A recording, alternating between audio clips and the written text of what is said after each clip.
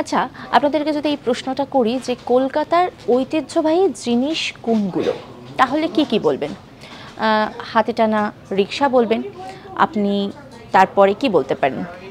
হলুদ ট্যাক্সির কথা বলতে পারেন, তারপরে ট্রামের কথা বলতে পারেন, মেট্রোর কথা বলতে পারেন, ঘোড়ায় টানা গাড়ির কথা বলতে পারেন, তাই তো? সময়ের সাথে সাথে আস্তে আস্তে অনেক কিছুই অনেকটাই বিলীন হয়ে যাচ্ছে। হাতে টানা রিক্সা তো এখন প্রায় দেখাই যায় না, ট্রাম সেটাও দেখা যায় না। কিন্তু এই ট্রাম কত যে ঐতিহ্য বহন করে তা তো আমরাই জানি।